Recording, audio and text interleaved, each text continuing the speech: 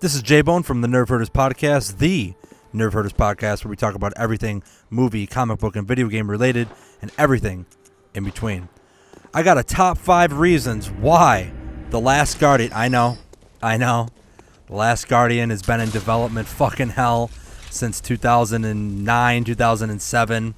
It's almost a shadow of its former self, but lo and behold, I have some proof, some factual evidence you may or may not have heard of, but my top 5 reasons why The Last Guardian will be at this year's E3 2015. All right, let's get right into it. Number 1, last year, just shy of E3 2014, actually maybe a day or two before that. I remember the night before, they said that The Last Guardian was canceled. It was canceled. Everything was canceled. People started freaking out. Immediately, Scott Rhodey, the PlayStation software product development head for Sony Worldwide Studios America, dispelled rumors with Shuhei Yoshida over dinner, saying that on Twitter, The Last Guardian has not been canceled. Rhodey went on to say that, quote, "You're going to be very frustrated by this answer, but it is 100% the God's honest truth, and that is we want to make great games. And when we see that the public is so interested in a specific game, of course, that drives us to want to complete that game, but it also drives us to want to make it great. We would not want to ship a game out if we did not think it was great," unquote, said Rhodey. Number 2, game director Fumito Ueda, who's now basically kind of like a freelancer worker for Team Ico, said last year in December that the game is being worked on under completely new conditions, which to me probably is you're starting from scratch. You're starting over, PS4, let's go. Let's get the wheels turning. Let's get those gears going. Let's fucking start cooking with gas, baby, Number 3, Jeff Keighley, back in 2013, grilled Shuhei Yoshida. I love Shu, by the way. Shu is an awesome guy. You can tell that he loves his job. He loves what he does. He loves the fans. He loves, if you tweet at him, he'll tweet you back. And on top of that, a video just came out literally about a couple days ago of him playing Bloodborne, and he was kicking some major ass. So Shuhei Yoshida's pretty fucking awesome guy. But Jeff Keighley, back in 2013, was grilling Shu with questions about The Last Guardian. And you could tell that Shuhei Yoshida was expecting these questions. But he sleekly replied, and that he basically said, quote, simply, "It looks pretty." This was back in 2013 when the PS4 was around the time when the PS4 was being rolled out for its launch. I forget when the PS4 rolled out. I don't know if it was September or November or just shy of Thanksgiving. I don't remember.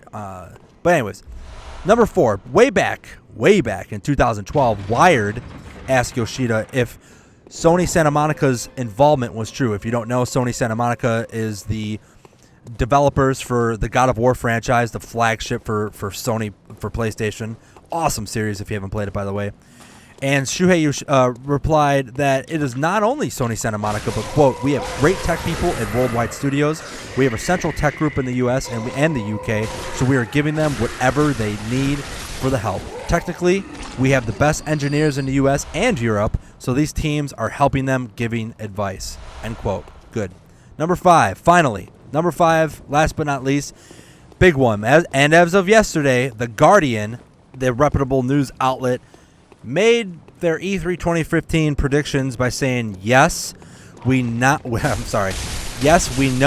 it has been in development hell since 2007, but we have it on very good authority that this will be the year that Team Ico finally presents its follow-up to its much-loved classics, Ico and Shadow of the Colossus. Whether it'll bear any relation to the game last shown at E3 2009 is anyone's guess. The Guardian is not some pushover news outlet. They're pretty fucking the real deal. Obviously, to say that the game is not being worked on, you're kidding yourselves. I mean, I think if they're finally gonna do something like this, it has to be this year. Andrew House, says that first-party lineups this year are sparse. We need third-party support, exclusives, yada yada yada. You need a heavy hitter for this holiday season if you're going to compete with not necessarily Nintendo. Well, who knows what Nintendo's going to announce for this Christmas. But you have to compete with Microsoft, man. They got Rise of the Tomb Raider coming out, Forza 6, I'm assuming Forza 6, and Halo 5. those are huge, man. And they're going to wipe the floor with Sony if Sony doesn't have any real uppercut punching power to knock out with during this holiday season. Colin Moriarty, the former IGN editor who's now with kind of Funny Games on YouTube, he basically said that he predicted that they're going to release it running on PS4 with gameplay footage and a solid release date for this year, which I think is a pretty bold prediction. But I mean, at the same time, it's not a bold prediction. Like, if you're gonna do it, the fucking time is now. You can't be leaving no more empty promises anymore, blowing hot air up our asses, my ass, and investors' asses. But that is it. That is my top 5 reasons why I think The Last Guardian will be at this year's E3 2015. If you like this video, please leave a comment, please like it, and please share it. It really helps us out, really helps me out. I would love it if you did. But I'm J-Bone from the Nerf Herders Podcast. See you guys next time. Later.